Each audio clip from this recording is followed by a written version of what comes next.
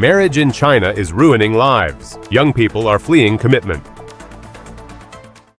Marriage or debt? The dilemma facing millions of young Chinese amid soaring wedding costs.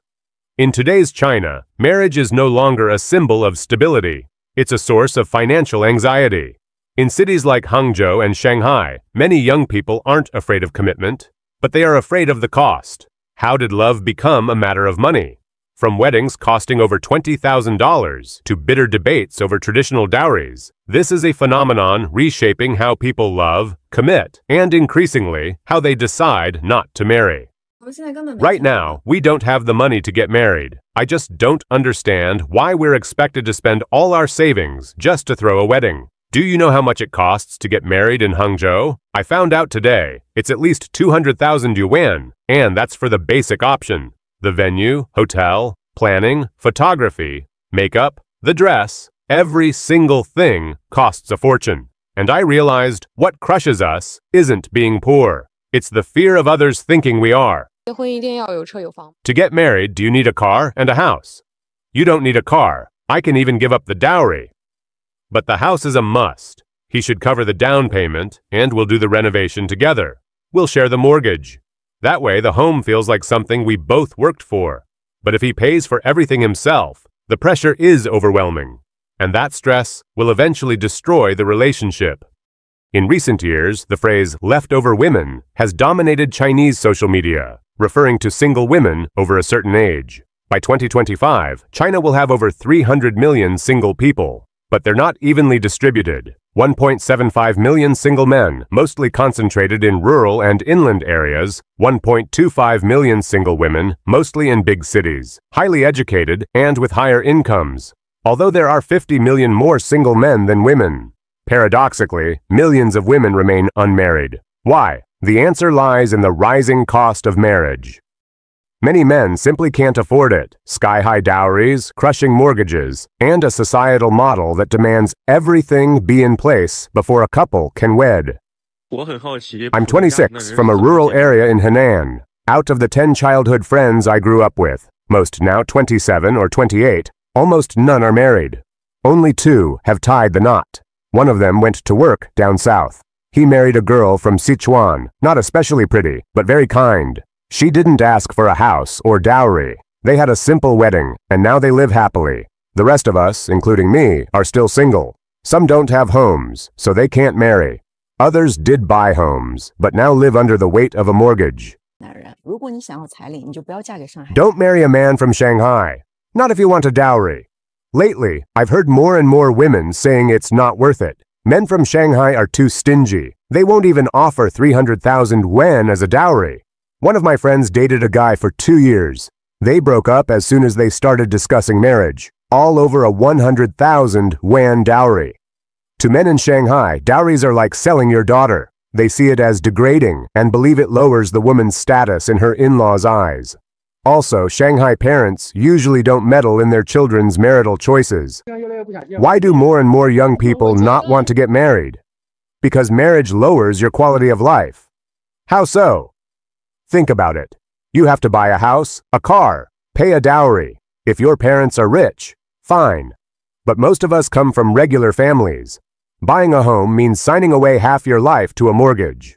How wouldn't that lower your quality of life? Marriage, once the logical, even sacred step for young people in China, has become a distant, uncertain, and above all, expensive goal. Between home loans, social pressure, rising inequality, and unrealistic expectations, millions now choose to remain single. And maybe, as many admit, not for lack of love, but for lack of conditions. Bride prices skyrocket. Men flee marriage and single women panic. Too late for love? The emotional and social cost of getting married at 30 in China. In a society that praises education, career achievement, and financial independence, why do so many highly qualified Chinese women remain single? In cities like Shanghai, Hangzhou, and Wuhan, it's becoming increasingly clear that the biological clock and harsh social judgment weigh heavier than a university degree or a high salary. A 35-year-old woman, a PhD graduate from the prestigious Wuhan University, earning nearly 1 million yuan a year, takes interest in a well-qualified man, a master's graduate from a top university, 1 year younger than her, currently working at Huawei. They both have houses, cars, and stable careers in Wuhan. She tries to add him on WeChat, but he coldly replies, "No need to scan my code. We're not compatible." The doctor insists, "Look, we have similar academic backgrounds, similar family roots, stable jobs. I think we are compatible." He asks, "If we got married, who would buy the house?" Without hesitation, she says, "Of course the man."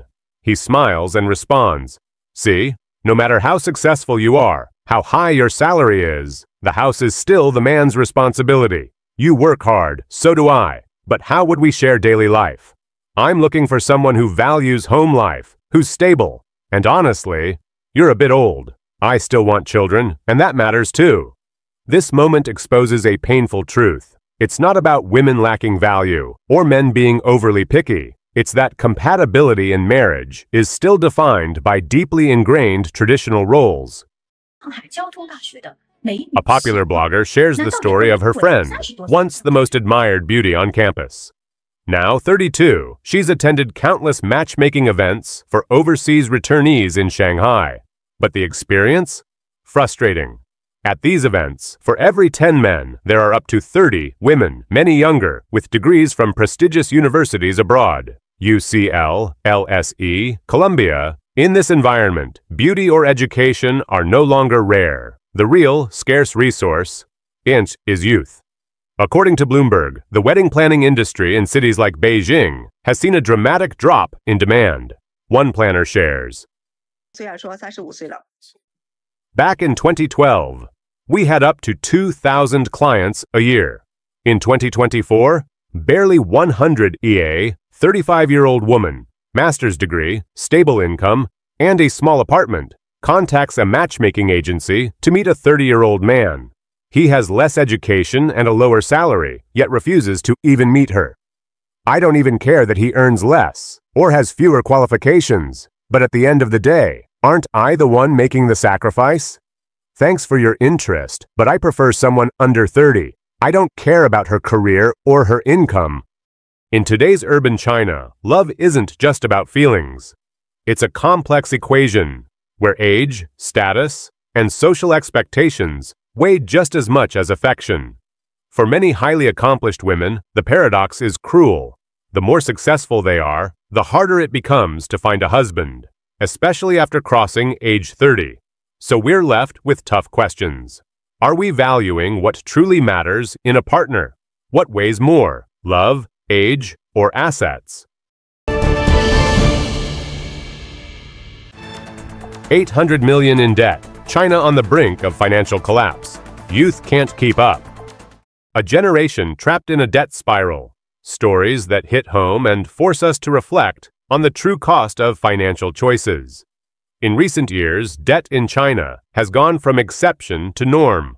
According to the People's Bank of China and the National Bureau of Statistics, over 800 million citizens currently live in debt. And those born in the 1980s and 1990s make up 85% of the total. Today, we bring you a raw, intimate look at people living on the edge. I'm 37 and buried in debt. I've accomplished nothing in life. Every day I'm hounded by collectors. I managed to pay part of it off a few days ago, but tomorrow another deadline comes. I checked my bank balance. It's not enough. How did I end up living like this, in this mess? If only I hadn't spent so carelessly. If only I hadn't jumped into every random investment. Maybe I wouldn't be here. But what's the point of crying now?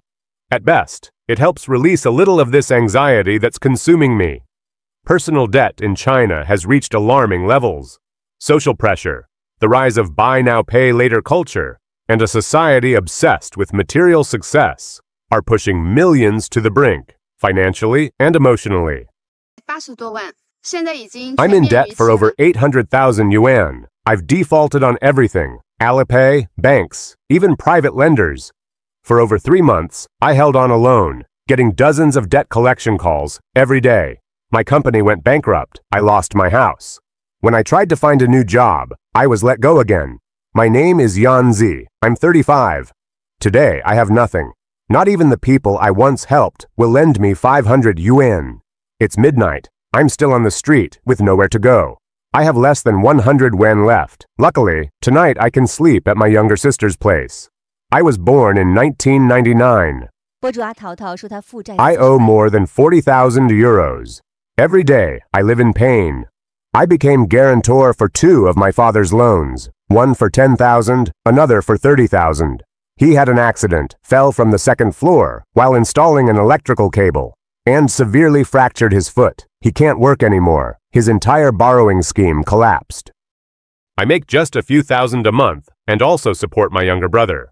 There's nothing left to save. I even took out a loan of over 7,000 euros to help cover it. I had to pay 250 euros a month. After that, almost nothing left. I lived in fear. I couldn't afford even the smallest treat. Now, everything's fallen apart. The 10,000 euro loan is already in court. Trials next week. The 30,000 won keeps accruing late fees. I also broke up with my boyfriend in May. He wanted a stable life, and I, with all my debt and family mess, I couldn't give it to him. I understand. I don't blame him. Everyone chooses what they can handle. Debt in China isn't just financial. It's emotional, psychological, social. The stories we've shared today reveal the hidden cost of China's economic rise. People who chased their dreams or supported their families, but ended up crushed by commitments they couldn't sustain.